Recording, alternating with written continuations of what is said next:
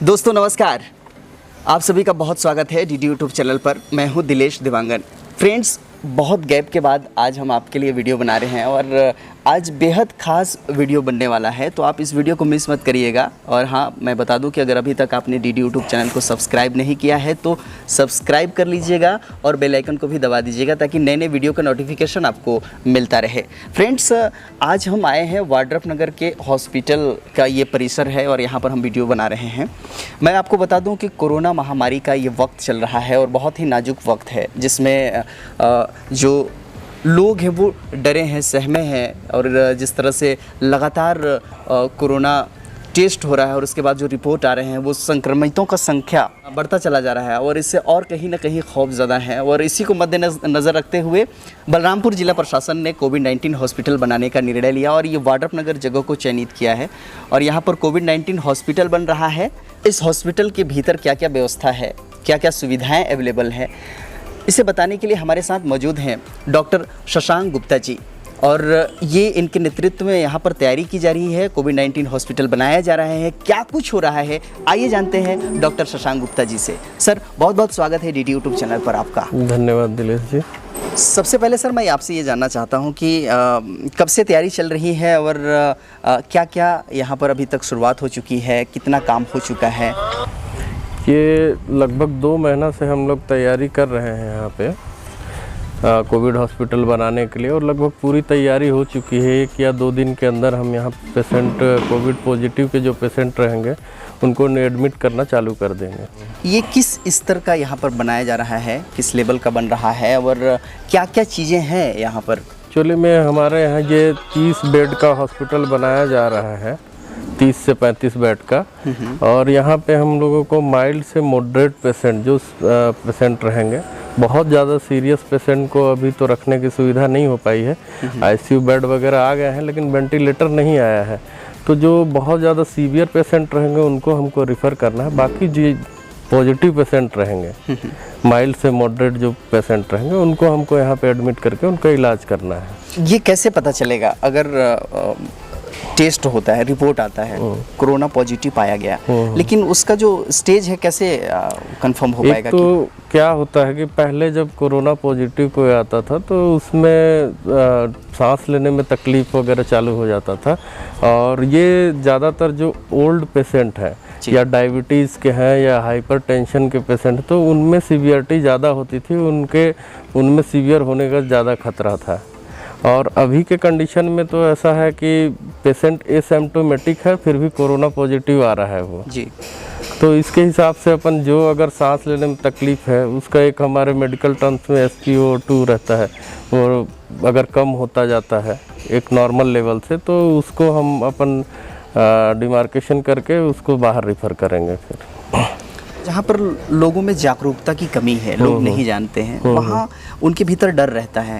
एक डर तो ये कि कोरोना पॉजिटिव ना हो, हम संक्रमित ना हो जाएं, और दूसरा सबसे बड़ा जो खौफ होता है उनके भीतर वो है कि अगर हम बाय द वे अगर किसी में परिवार के सदस्य को हो गया तो उसके भीतर ये डर रहता है कि हॉस्पिटल में जाने के बाद न जाने उनकी ट्रीटमेंट कैसी हो रही है, कैसा देखरेख हो रहा है, क्योंकि परिवार के मेंबर को जाने की इजाज़त नहीं है।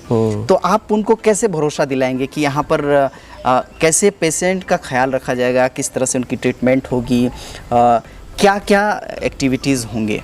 यहाँ पे पेशेंट की सारी सुविधाओं का ध्यान रखा जा रहा है। जैसे उन्हें अपने मरीज के जो परिजन रहेंगे उनसे मिलने की अनुमति उस दौरान तो नहीं रहेगी, क्योंकि संक्रमण फैलने का ज़्यादा खतरा रहता है अगर वो किसी से मिलते जुलते हैं। एटलीस्ट हमारे जो स्वास्थ्य कर्मचारी रहेंगे जो काम करेंगे वो भी पूरे प्रिकॉशन लेके ही जाएंगे, उनका इलाज करेंगे जी। तो उनके लिए अपन पूरा जैसे अपने पास मनोरंजन के लिए उनके लिए टीवी वार्ड में लगा दिया गया है, खाने का 3 टाइम का सुविधा दिया गया है।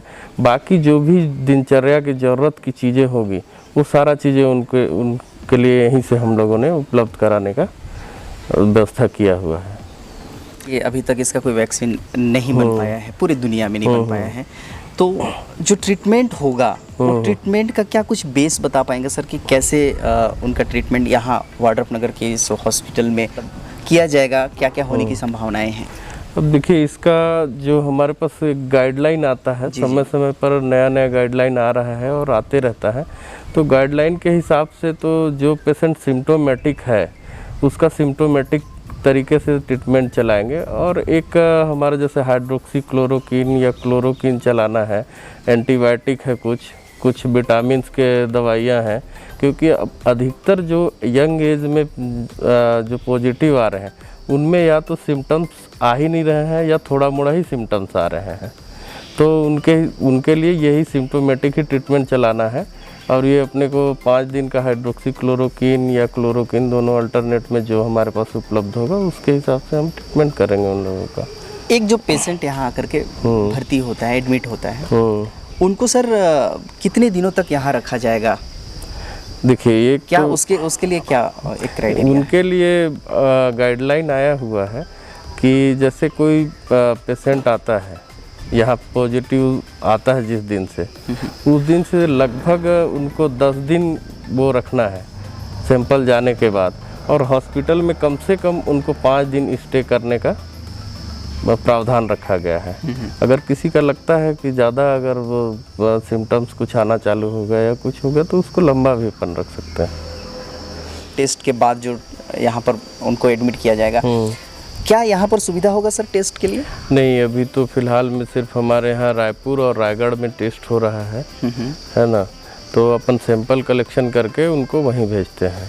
सर, सैंपल कलेक्शन जो अभी आप कर रहे हैं टेस्ट के लिए, क्या उसके भी क्राइटेरिया निर्धारण किए गए हैं सर कि इस तरह के अगर कोई लक्षण पाए जा रहे हैं तो उसके लिए ऐसे टेस्ट होंगे, या इस तरह के पाए जा रहे हैं जनरली किसी को कुछ भी नहीं है फिर भी पॉजिटिव आ जा रहा है, तो क्या टेस्ट में भी कुछ प्रकार है सर? जैसे इसमें एक तो ऐसा है कि जैसे जनरली अभी हमारे ब्लॉक में जितने भी केसेस आ रहे हैं या पूरे ज़िले में, तो वो मोस्टली क्वारंटाइन सेंटर से ही आ रहे हैं। तो क्वारंटाइन सेंटर में वैसे लोगों को ही रखा गया है जो कहीं से माइग्रेट होके आए हुए हैं। अगर वहाँ पे कोई एक भी पर्सन वहाँ पे पॉजिटिव आता है उस क्वारंटाइन सेंटर में से, तो जितने लोग उसके संपर्क में आए होंगे उन सारे लोगों का अपने को RT-PCR सैंपल कलेक्शन करके टेस्ट के लिए भेजना है। और अगर कोई ऐसा है जिसको कि जैसे सांस लेने में तकलीफ़ है, सोर थ्रोट है, फीवर आ रहा है, इस टाइप का अगर कोई प्रॉब्लम होता है और वो कहीं ना कहीं किसी माइग्रेशन वाले पर्सन से कांटेक्ट में आया है, तो उनका भी अपन सैंपल कलेक्शन करवाते हैं।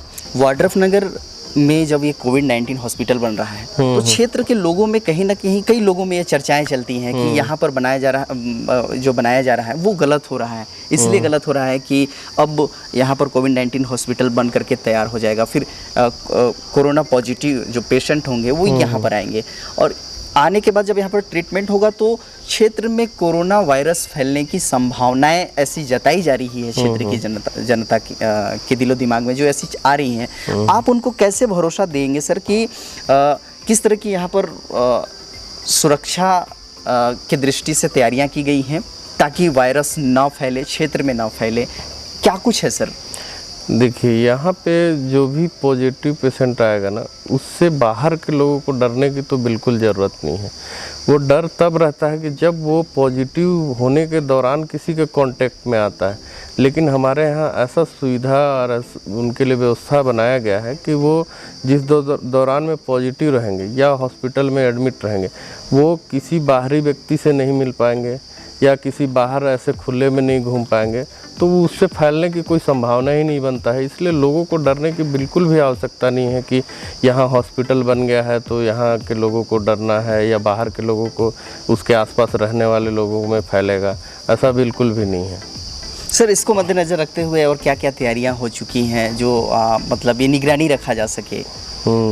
ये अपना तो एक तो सुरक्षा के लिए हम लोगों ने गार्ड की मांग की है कि ताकि कोई बाहरी व्यक्ति ऐसे कैंपस में ना टहले, कोई बाहरी मतलब जो बिना काम का जैसे कुछ लोग आ जाते थे, घुस जाते थे, तो वो सब चीज़ें यहाँ वो एक्टिविटी ना हो, उसके लिए हम लोग गार्ड की मांग की हुई है। और CCTV कैमरा भी लगा हुआ है? CCTV कैमरा लगा हुआ है हमारा पूरे हॉस्पिटल कैंपस में। CCTV कैमरा से मॉनिटरिंग होगी। हमारा सेंट्रल यूनिट रूम बना हुआ है, वहाँ से एक व्यक्ति 24 घंटा बैठ के मॉनिटरिंग करेगा। अगर कुछ भी ऐसी एक्टिविटी होती है तो उसको रोका जा सके। स्वास्थ्य विभाग में काम कर रहे हैं, चाहे वो नर्स हों, डॉक्टर्स हों, उनके साथ जो बिहेव पब्लिक कर रही है वो ठीक नहीं कर रही है। उनसे थोड़ा सा एक अलग तरह का उनको डिस्टेंस का तो खैर पालन करना ही चाहिए, लेकिन एक अलग दृष्टि से देखना उसको लेकर के। और ये आप चीज़ें मैं भी बहुत जगह पे देखा, न्यूज़ में भी देखते रहता हूँ। चूँकि कुछ एक आध दो हमारे यहाँ भी अभी नए जैसे 5-6 लड़के ज्वाइन किए हुए हैं, डॉक्टर ज्वाइन किए हुए हैं, कुछ स्टाफ नर्स ज्वाइन किए हैं, कुछ लैब टेक्नीशियन ज्वाइन किए हैं। तो वो अपने टाउन में रूम के लिए गए हुए थे, तो एक लोगों में थोड़ा सा धारणा ये बना हुआ है कि नहीं ये कोरोना हॉस्पिटल में काम करेंगे तो उनको रूम नहीं देना है। जबकि मेरी जिनसे भी पर्सनली बात होती है या जिनसे भी मैं मिलता हूँ तो उनको समझाता हूँ कि हमारे यहाँ जो भी काम करेंगे उनके लिए हमने होटल अलग से रखा हुआ है, वो वहीं जाएंगे, वहीं से ड्यूटी करेंगे। ड्यूटी करने के बाद उनको 14 दिन क्वारंटाइन भी हम करेंगे। तो हमारे डॉक्टर स्टाफ से या कोई भी हमारे मेडिकल स्टाफ से अगर ऐसा किसी को भी कोई खतरा नहीं है कि उनसे संक्रमण फैलेगा या कुछ है, तो ये धारणा लोगों को मेरे हिसाब से तो बदलना चाहिए। क्योंकि स्वास्थ्य विभाग अगर काम कर रहा है तो लोगों के लिए ही काम कर रहा है, उनके ही बचाव के लिए ही काम कर रहा है, उन्हीं के सुरक्षा के लिए काम कर रहा है कि उन्हें कैसे जल्दी से जल्दी ठीक किया जाए। आम लोगों की ज़िंदगी के लिए वो अपनी ज़िंदगी को जोखिम में डाल करके काम कर रहे हैं, रात दिन काम कर रहे हैं, 24 आवर्स लगे हुए हैं वो। और उनके साथ अगर इस तरह से, तो फ्रेंड्स हम यही आप सबसे कहना चाहेंगे, आग्रह करेंगे, निवेदन करेंगे कि आप इस तरह की भावनाएं मत रखें उनके खिलाफ। ये समझें कि वो इस वक्त के वो गॉड हैं, भगवान हैं, क्योंकि ज़िंदगी बचाने के लिए वो लगे हुए हैं। इसमें आप लोगों का सहयोग, आप लोगों का प्यार, आप लोगों का मोहब्बत की आवश्यकता है। और हमें पूरा यकीन है कि आप जब इस वीडियो को देखेंगे और जन जन तक फैलाइएगा और उन्हें ये कहिएगा कि डॉक्टर्स के प्रति, नर्स के प्रति उनका जो बिहेवियर है वो पॉजिटिव हो, सकारात्मक हो। एज ए डॉक्टर आप क्या महसूस करते हैं कोरोना वायरस को लेकर के, कोविड-19 को लेकर के, और जिस तरह से फैल रहा है उसको लेकर के आपके व्यक्तिगत सुझाव क्या है, पब्लिक से क्या अपील करेंगे? क्षेत्र के जनता से यही अपील करना चाहूँगा कि इस चीज़ों का ज़रूर पालन करें कि जब तक बहुत ज़्यादा ज़रूरत नहीं हो तब तक वो भीड़ वाली जगह पे नहीं जाएं। अगर जाते भी हैं तो मास्क का प्रयोग करें और एक डिस्टेंस मेंटेन करके रखें, तो इससे बहुत हद तक बचा जा सकता है। फ्रेंड्स, तो हमें पूरा उम्मीद है कि ये ज़बरदस्त जानकारी जो कोविड-19 हॉस्पिटल वाड्रफनगर में बन रहा है, जिला प्रशासन के ज़रिए बनाया जा रहा है और एक अच्छा पहल है, स्थानीय लोगों के लिए अच्छा है। जो वाड्रफनगर एरिया में अब तो कोरोना पॉजिटिव की संख्या भी बढ़ती जा रही थी, तो उस हिसाब से सर यहाँ पर स्थानीय जगह पर ही हॉस्पिटल है जो उनका ट्रीटमेंट होगा। तो ये महत्वपूर्ण जानकारी आपको कैसा लगा, हमें कमेंट बॉक्स पर अपनी प्रतिक्रिया ज़रूर दीजिएगा। अच्छा लगेगा ये वीडियो तो लाइक कीजिएगा, लाइक के साथ अपने दोस्त यारों को शेयर भी कर दीजिएगा ताकि ये वीडियो उन तक भी पहुंच सके। और बहरहाल हम यहाँ पर बातचीत का सिलसिला को यहीं समाप्त करते हैं और बहुत बहुत धन्यवाद देते हैं हमारे साथ जो भी जानकारी, महत्वपूर्ण जानकारी दे रहे थे डॉक्टर शशांक गुप्ता जी। सर, आपने हमसे बातचीत की, आपने हमें वक्त दिया, इसके लिए ढेर सारा धन्यवाद आपको। बहुत बहुत शुभकामनाएं। आप यहाँ पर अच्छा अपना नेतृत्व अदा करें और अच्छे से तैयारी करें ताकि इस वक्त में हम डट करके मुकाबला कर सकें और कोरोना को हरा सकें। बिल्कुल दिलेश जी, बहुत बहुत धन्यवाद आपका भी। तो फ्रेंड्स, अब इस वीडियो को यहीं पे समाप्त करते हैं और अब कैमरामैन शिवम पटेल के साथ दिलेश देवांगन को दीजिए इजाज़त। नमस्कार।